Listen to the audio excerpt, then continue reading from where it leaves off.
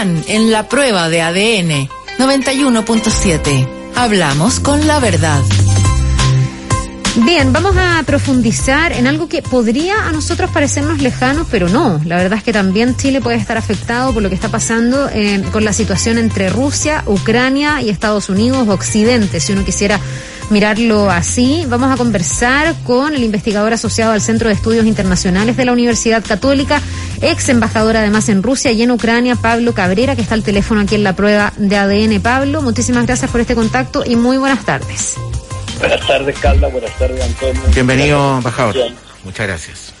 A ver, partamos por lo más reciente tal vez, que son las últimas declaraciones de Joe Biden diciendo que ya ha comenzado la invasión finalmente de Rusia a Ucrania y diciendo que se le van a poner cortapisas, sanciones a las élites rusas y a sus parientes.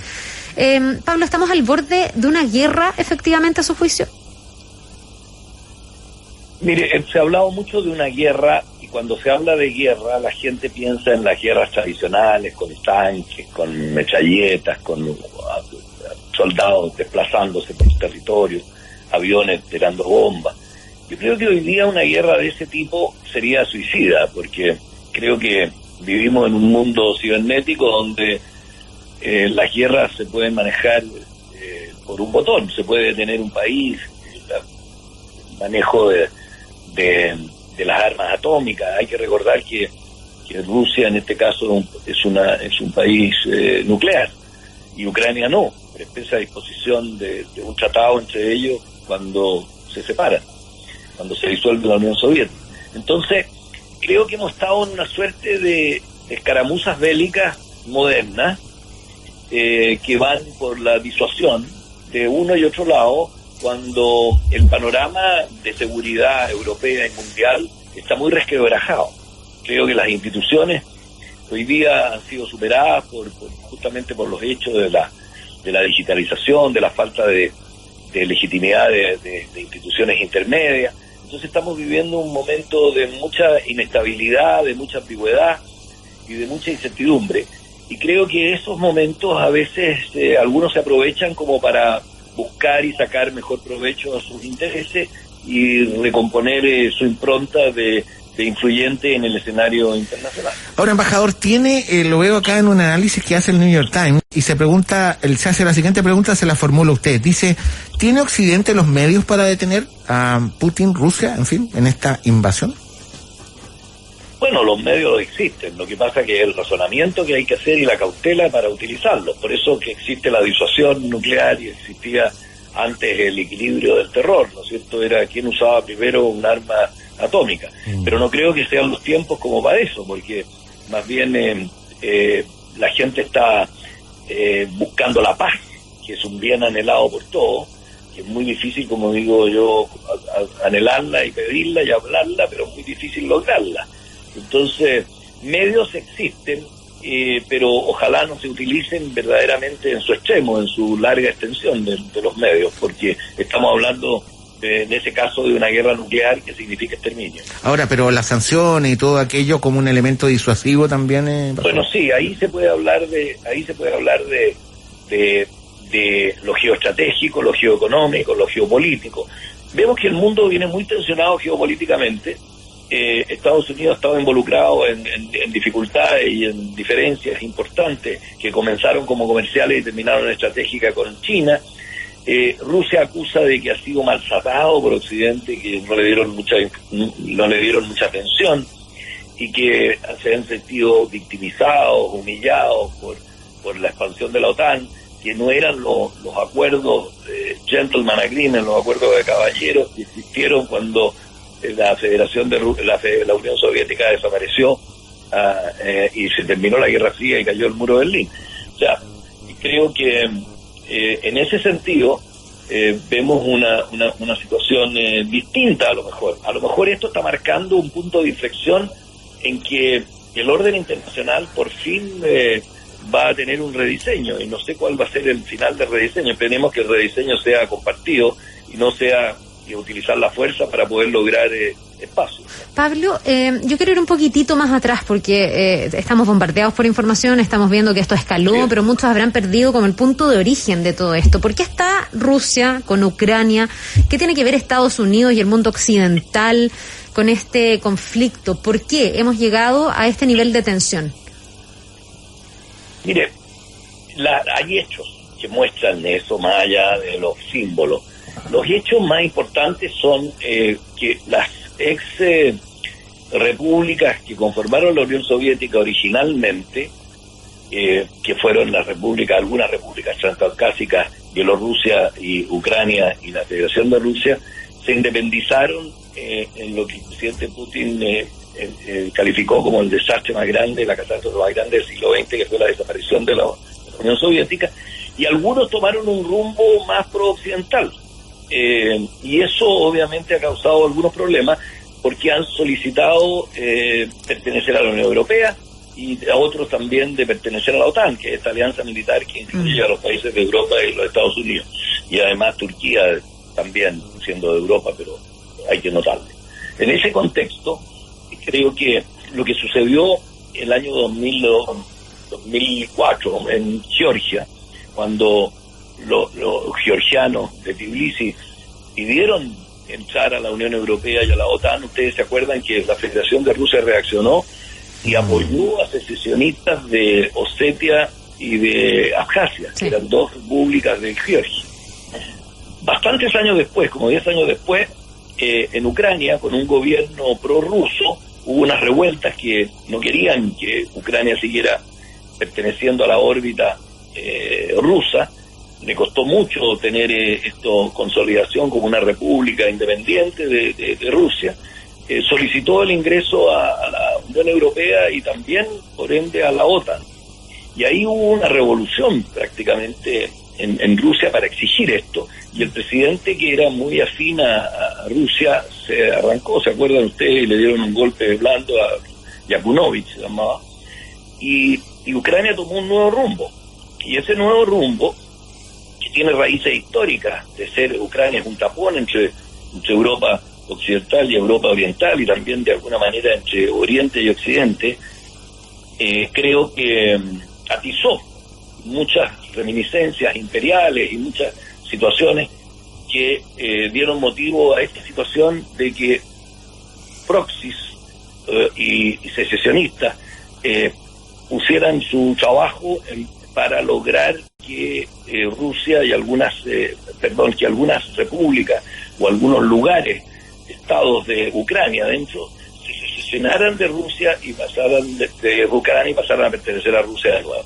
Y ahí se tomó una nueva oportunidad Rusia y se anexó Crimea. Sí. Bueno, y al anexarse Crimea, la reacción de Occidente fue tibia, porque esto también, además de pillarlo de sorpresa, hubo un referéndum que fue ganado por amplia mayoría por los rusos. En el fondo ellos entendían que se les estaba devolviendo un regalo que se le había hecho a Ucrania por quizás rusos en un momento. Entonces empezaron a ver estas situaciones de conflicto y de secesión, y se firmó un acuerdo entre Rusia y Ucrania que para poner fin a tregua, para poner fin a esto y seguir por los cauces normales la reposición de las relaciones como deberían ser. Y eso contó después, porque no se respetaban este acuerdo, el acuerdo Minsk I, vino el acuerdo Minsk II, donde ahí se incorporó Europa. Se incorporó Alemania y Francia a Rusia y Ucrania, y firmaron un acuerdo de 14 puntos. Disposiciones de las cuales no se han cumplido muchas hasta hoy día, por parte de los dos lados.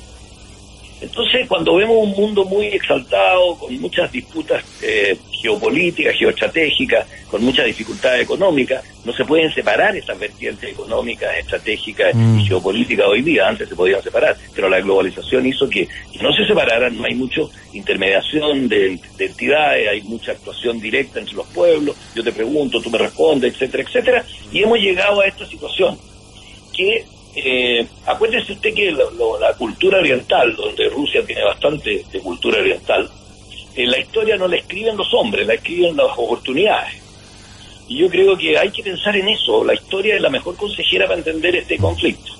Y las oportunidades que se presentaron aquí son claras y no se estaba cumpliendo un acuerdo internacional, los organismos internacionales no estaban haciendo un trabajo muy riguroso y pandemia.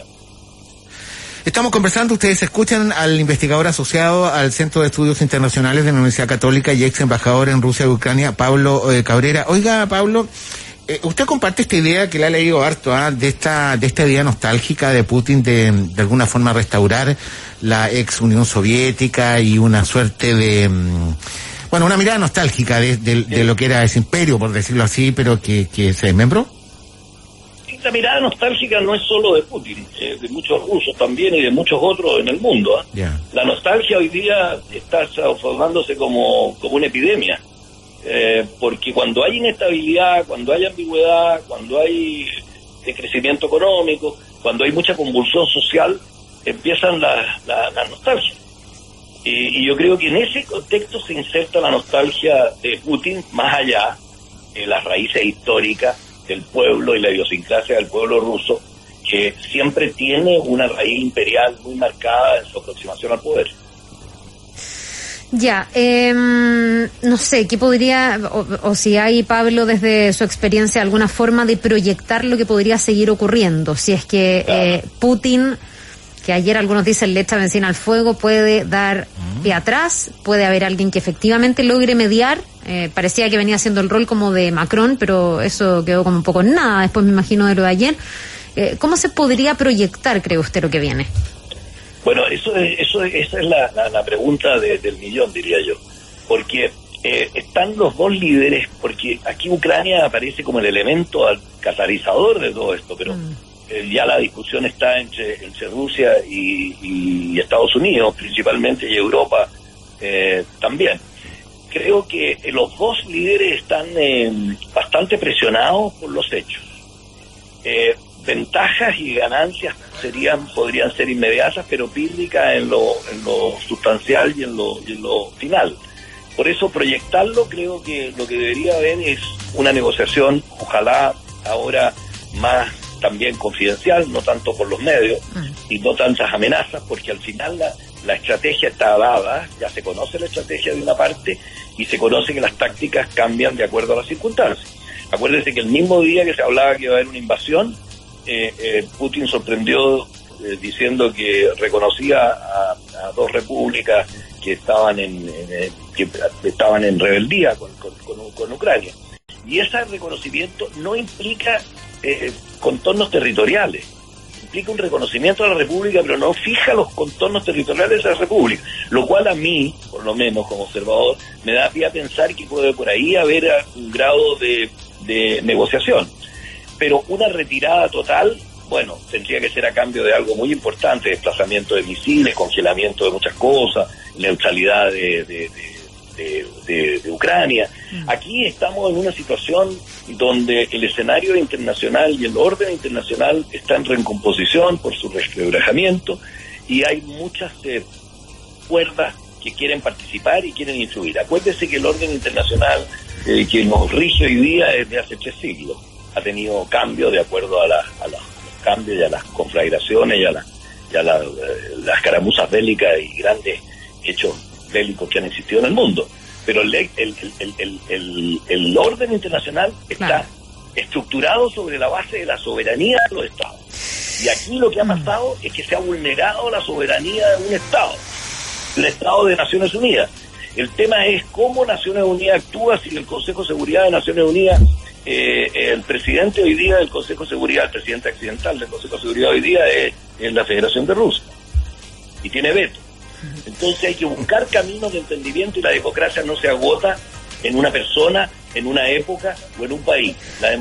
La diplomacia vale por sí misma, vale por el valor de la paz, por el valor de las negociaciones, por el valor del entendimiento. Eso puede parecer utópico, pero la utopía a veces es necesaria. Eso le iba a decir, ojalá que lo estén escuchando Vladimir Putin, Zelensky, Joe Biden, para que vayamos por ese camino y no por el otro, Carla, porque el mundo está de abierto. alguna manera escuchan, mire, para poder avalar esto, lo que hizo él habla de operaciones de paz.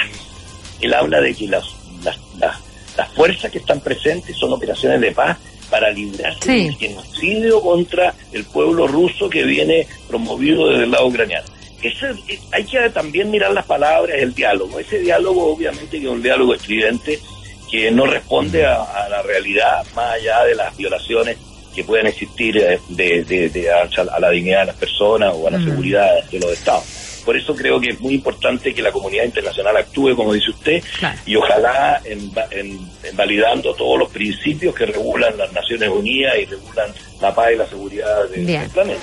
Bien, pues Pablo Cabrera, investigador asociado al Centro de Estudios Internacionales de la Universidad Católica, ex embajador en Rusia, también en Ucrania. Muchísimas gracias por haber conversado con nosotros de un conflicto que obviamente seguimos mirando minuto a minuto y día a día. Muchas gracias. Gracias, Antonio, gracias, Carla. Gracias. En la 91.7 continuamos haciendo la prueba de ADN.